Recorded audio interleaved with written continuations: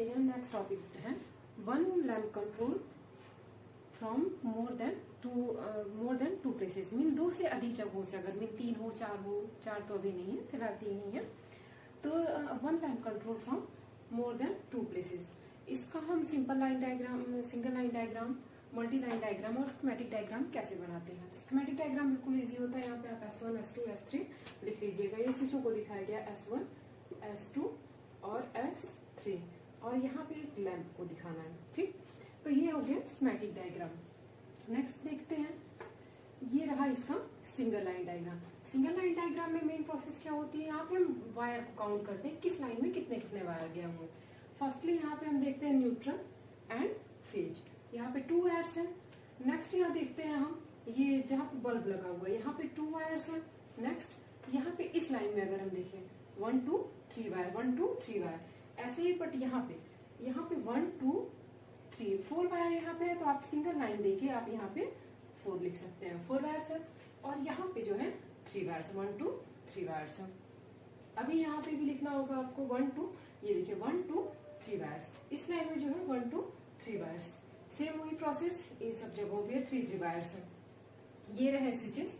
अब यहाँ पे किस टाइप के स्विचेस यूज किए जाते हैं। अब तक पिछले डायग्राम में आपने देखा कि 2 वे स्विच का यूज किया जा रहा था, बट यहाँ पे अगर 2 वे स्विच का यूज करें तो 3 टर्मिनल्स। यहाँ पे आप देख पा रहे होंगे कि इसमें तो 4 टर्मिनल्स हैं।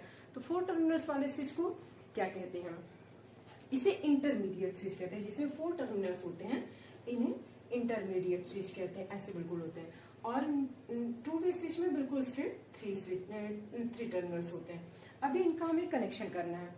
इसमें जब आप ड्राइंग की कॉपी में बनाते हैं, मीन एग्जाम सीट, अब यहाँ पे किस टाइप के स्विचेस यूज किए जाते हैं। अब तक पिछले डायग्राम में आपने देखा कि 2 वे स्विच का यूज किया जा रहा था, बट यहाँ पे अगर 2 वे स्विच का यूज करें तो 3 टर्मिनल्स। यहाँ पे आप देख पा रहे होंगे कि इसमें तो 4 टर्मिनल्स हैं। तो 4 टर्मिनल्स वाले स्विच को क्या कहते हैं, इसे इंटरमीडिएट स्विच कहते हैं। जिसमें 4 टर्मिनल्स होते हैं इन्हें इंटरमीडिएट स्विच कहते हैं, ऐसे बिल्कुल होते हैं। और 2 वे स्विच में बिल्कुल स्ट्रेट 3 टर्मिनल्स होते हैं। अभी इनका हमें कनेक्शन करना है। इसमें जब आप ड्राइंग की कॉपी में बनाते हैं, मीन एग्जाम सीट पे भी आप बनाते हैं, तो ये आपको कंप्लीट डायग्राम बनाना होता है। बट इन शॉर्टली अगर आप समझना चाहें, यहाँ पे आप देख सकते हैं कि इसका मिड पॉइंट जो है ये फेज से कनेक्ट, हम 2 टर्मिनल्स यहाँ पे फेज के भी ले लेते हैं। ओके, फेज का जो मिड पॉइंट है, फेज का जो पॉइंट है उसको लाके हम ये 2 वे स्विच के मिड पॉइंट से जोड़ देते हैं। और फेज वाला, न्यूट्रल वाला वायर आप जानते हैं, डायरेक्टली हम ले जाके बल्ब हो या फैन हो उसके एक पॉइंट से हम कनेक्ट कर देते हैं। अभी भी बल्ब का जो दूसरा वाला पॉइंट है ये बचा हुआ है। तो बल्ब का एक पॉइंट कंप्लीट हो गया, एक पॉइंट ये 2 वे स्विच का कंप्लीट हो गया। ये तो न्यूट्रल और फेज कंप्लीट हो गया। बट नेक्स्ट प्रोसेस क्या होगी, अभी आप देख पा रहे हैं इसका फर्स्ट टर्मिनल जो है इसको हम लाके इंटरमीडिएट स्विच के फर्स्ट टर्मिनल से ऐड कर देते हैं। अब इसका सेकंड वाला जो है इसके सेकंड टर्मिनल से, में इंटरमीडिएट का जो सेकंड होता है इससे ऐड कर देते हैं। नेक्स्ट देखते हैं, ये इसका फर्स्ट इंटरमीडिएट स्विच का जो सेकंड वाला है इसको लाके हम 2 वे स्विच के फर्स्ट पॉइंट से ऐड कर देते हैं। सेम वही प्रोसेस होती है इंटरमीडिएट के। फोर्थ पॉइंट को हम लाके इसके 2 वे स्विच के लास्ट वाले पॉइंट से ऐड कर देते हैं। अभी इसका भी मिड पॉइंट बचा हुआ है, इसके मिड पॉइंट को हम ले जाके बल्ब से ऐड कर देते हैं। तो ये सिंपल सी प्रोसेस होती है। तो यही कंस्ट्रक्शन, बिकॉज हम डायरेक्टली इस तरीके से क्यों नहीं कर सकते, क्योंकि हमें ये जो हम दिखाते हैं नीचे से ऊपर तक वायर लेके जाते हैं, ये दीवार की वायरिंग हम डायरेक्टली जहाँ पे बल्ब लगा हुआ उस टाइम स्विच को तो कनेक्ट नहीं कर सकते हैं।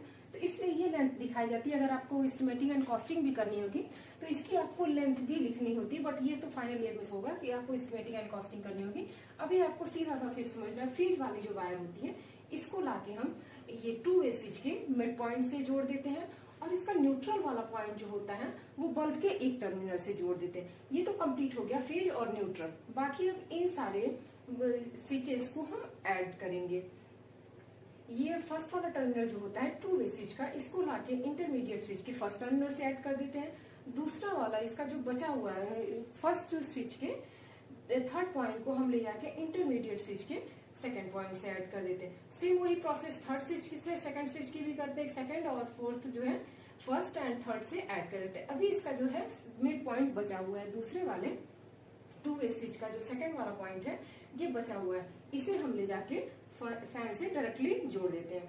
तो ये रहा one lamp control from more then 2 places, mean 3 place से एक लैम्प को कंट्रोल किया जा रहा है। आप कहीं से भी इसको स्विच ऑन ऑफ कर सकते हैं। आइए हम देखते हैं रूम वायरिंग के बारे में। रूम में नॉर्मली होते क्या क्या है, एक फैन, एक लाइट। अभी तो मान लीजिए 4 लाइट, 2 फैन या कूलर वगैरह की अरेंजमेंट होने लगी है, बट आपके बुक्स में जो है वो रूम वायरिंग के लिए एक स्विच बोर्ड में लगाना है एक सॉकेट, वो भी 5 एम्पियर का, पावर सॉकेट नहीं, 5 एम्पियर का सॉकेट लगाना है, एक बल्ब और एक फैन। फैन के साथ रेगुलेटर लगाया जाएगा। तो हम इसकी सिंपली वायरिंग करना सीखेंगे। ये रहा इनका स्कीमेटिक डायग्राम। ये है 5 एम्पियर के सॉकेट के लिए ये फैन और ये इनके रेगुलेटर, और ये रहे बल्ब के साइन। अब यहाँ पे हम देखते हैं, यहाँ पे 5 वायर, सिंगल लाइन डायग्राम में हम ये दिखाते हैं कि वायर्स, नंबर ऑफ वायर्स कितने हैं, स्विच वगैरह, फैन वगैरह कहाँ लगे हुए। तो फैन हमेशा हम ऊपर की ओर दिखाते हैं बिकॉज ये छत में लगे हुए होते हैं, और ये रहे बल्ब के साइन। ये हमारा स्विच बोर्ड है। स्विच बोर्ड से 5 वायर निकलते हैं। 5 वायर कैसे निकलते हैं, एक फेज वाला वायर जो होता है, फेज और न्यूट्रल यहाँ पे दोनों आते हैं, बिकॉज यहाँ पे स्विच में जो ये बोर्ड में जो है एक सॉकेट भी लगा हुआ है। जब सॉकेट लगाते हैं तो हम डायरेक्टली फैन या लाइट में नहीं लेके जाते हैं, उनको भी कनेक्ट करते हैं, बट पहले जो न्यूट्रल वाली वायर होती है उसको हम ले आते हैं स्विच बोर्ड में भी, बिकॉज वहाँ पे सॉकेट भी लगा हुआ है। तो इस एक फेज और एक न्यूट्रल, ये दोनों वायर यहाँ से आ रही होती हैं सॉकेट के लिए, सॉकेट में लगाते हैं। नेक्स्ट यहाँ से एक फैन के लिए वायर जा रही होती है और दूसरी वाली वायर जो है बल्ब के लिए जा रही होती है, और एक न्यूट्रल वायर जो है ये दोनों के लिए जा रही होती है। तो इसलिए यहाँ पे जो नंबर ऑफ वायर्स होंगे ये 5 होंगे। यहाँ पे फेज और न्यूट्रल होंगे।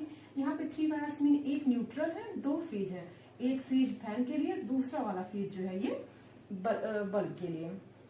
तो ये हो गया phase number of wires. Single line diagram, multi line diagram मैं आपको बताने की कोशिश करूंगी थोड़ा सा। आइए आज हम देखते हैं रूम वायरिंग का मल्टी लाइन डायग्राम। कल मैंने आपको स्कीमेटिक डायग्राम और सिंगल लाइन डायग्राम आपको बताया था, मल्टी लाइन डायग्राम रह गया था। तो मल्टी लाइन डायग्राम हम आज स्टार्ट करते हैं। आपको पहले दिया हुआ क्या था, रूम वायरिंग के लिए आपको दिया हुआ था स्विच बोर्ड में लगाने हैं 3 स्विचेस, 1 2 3, ये 3 स्विचेस हो गए। एक 5 एम्पियर का सॉकेट लगाना है, जैसे कि फोन वगैरह चार्ज करने के लिए। एक होता है पावर सॉकेट 15 एम्पियर का, जैसे हमको प्रेस यूज करना हो, वाटर हीटर यूज करना, तो इनके लिए हम पावर सॉकेट का यूज करते हैं। बट यहाँ पे एक 5 एम्पियर का सॉकेट, एक इनके लिए स्विच, एक फैन के लिए स्विच और दूसरा बल्ब के लिए स्विच, और ये लगा हुआ है फैन का रेगुलेटर।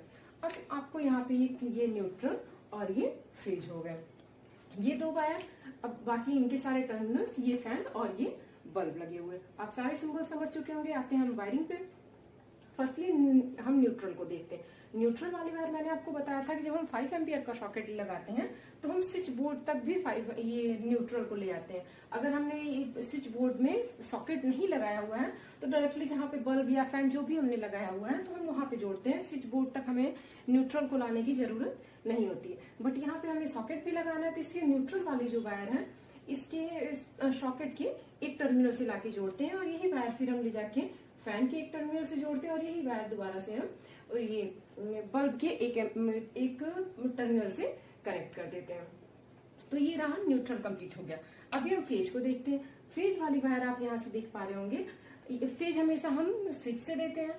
तो ये रहा 5 एम्पियर के सॉकेट का स्विच। ये हमने एक टर्मिनल से हम जोड़ते हैं फेज को, और दूसरा टर्मिनल इसी का सॉकेट से जुड़ा हुआ था। ये इसका दूसरा टर्मिनल सॉकेट के दूसरे वाले टर्मिनल से जुड़ा हुआ होता है। ये टर्मिनल जो है आप अर्थ के लिए कनेक्ट कर सकते हैं, बट कई जगहों पे नहीं, ये प्रोटेक्शन के लिए होता है, बट कुछ लोग करते नहीं है। तो ये अर्थ वायर के लिए होता है। तो यहाँ पे एक वायर और आप यूज कर सकते हैं। नेक्स्ट हम देखते हैं यहीं से फेज वाली वायर जो है हम ले आते हैं दूसरे वाले स्विच में जो फैन के लिए यूज किया गया है। तो यहाँ पे ये फेज वायर हो गई, और इसी को हम ले जाते हैं दोबारा से ये बल्ब के लिए। आपने वायरिंग करते हुए देखा होगा कि जैसे 3 या 4 जो भी स्विच लगाते हैं तो आप एक टर्मिनल को ऐसे शॉर्ट कर देते हैं। तो ये शॉर्ट किया गया, और दूसरा वाला टर्मिनल जो होता है इसे हम ले आके बल्ब से जोड़ देते हैं। लेकिन फैन की वायरिंग इससे पहले मैंने आपको बताया है, फेज को हम डायरेक्टली ले आते हैं ये फैन के स्विच से, और फैन का स्विच का जो दूसरा वाला टर्मिनल होता है इसको हम ले आते हैं ये रेगुलेटर से। रेगुलेटर का जो दूसरा वाला टर्मिनल होता है इसको ले जाके हम फैन के ये टर्मिनल से कनेक्ट कर देते हैं। और न्यूट्रल तो ऑलरेडी हम ले जाके यहाँ पे कनेक्ट कर चुके हैं। तो आप फैन वाली वायरिंग पहले से जानते होंगे, सेम वही प्रोसेस है, बट यहाँ पे थोड़े से चेंजेस हैं। यहाँ पे एक सॉकेट भी लगा हुआ है और एक बल्ब भी लगा हुआ है। नेक्स्ट हम बल्ब के लिए देखते हैं। हमने न्यूट्रल तो यहाँ से दे दिया है, अब हमें फेज देना है। तो सेकेंड टर्मिनल जो होता है, यहाँ से हमने फर्स्ट ये, सेकेंड ये और थर्ड ये, हमने फेज तो दे दिया। अब यहाँ से हम फेज ले जाएंगे बल्ब में। तो ये रहा फेज हमने दे दिया। न्यूट्रल वाली वायर हम यहाँ से लेके आए हैं फैन के लिए, ये बल्ब के लिए और 5 एम्पियर के सॉकेट के लिए। आपने एक चीज और देखी होगी, इससे पहले जब मैंने सिंगल लाइन डायग्राम आपको बताया था, तो वहां पे हमने एक ये स्विच बोर्ड बनाया था। नेक्स्ट यहाँ पे आपने देखा था, यहाँ पे नंबर ऑफ वायर 5। यहाँ पे आप काउंट कर सकते हैं 1 2 3 4 5। एक फेज वायर, दूसरी न्यूट्रल वाली वायर और तीसरी यहाँ से वापस जा रही है, तो ये 3 वायर और एक ये रेगुलेटर वाली वायर, फोर्थ ये, फिफ्थ ये बल्ब वाली वायर। तो ये 5 वायर, नंबर ऑफ वायर यहाँ पे 5। नेक्स्ट आप यहाँ पे लिख रहे थे वायर यहाँ पे 5। नेक्स्ट आप यहाँ पे लिख रहे थे यहाँ पे नंबर ऑफ वायर 2। यहाँ पे आपने 2 लिखा हुआ था, यहाँ पे आप देखें न्यूट्रल एंड फेज, ये हो गया नंबर ऑफ वायर्स। अभी आपने यहाँ पे एक फैन लगाया हुआ था और यहाँ पे बल्ब लगाया हुआ था। यहाँ पे देखिए 1 2 3 ये वायर्स है, 1 2 3 वायर्स है। अभी यहाँ पे जब ये फैन हो गए और ये बल्ब हो गए, यहाँ पे नंबर ऑफ फैन के बाद आप देख सकते हैं नंबर ऑफ वायर्स कितने हैं, 2। तो यहाँ पे हम 2 वायर्स लिखेंगे। ये सिंगल लाइन डायग्राम के लिए बता दूं, मैं इससे पहले भी आपको बताया है, लेकिन ये सिंगल लाइन डायग्राम के लिए। और यहाँ पे number of wire 2। I hope आप समझ पाएंगे रूम वायरिंग के लिए। अगर इससे भी कोई डिफिकल्ट हो, मीन जैसे आजकल तो वायरिंग होने लगी है, 4 बल्ब लगे हुए हैं या और भी अरेंजमेंट करनी होती है, बट यहाँ पे अभी आपकी बुक्स में जो सिलेबस में दिया हुआ है वो यही दिया हुआ है कि आपको रूम वायरिंग करनी है, जिसमें आपको एक सॉकेट लगाना है, सॉकेट का स्विच, फैन का स्विच, स्विच के साथ रेगुलेटर और एक बल्ब का स्विच। I hope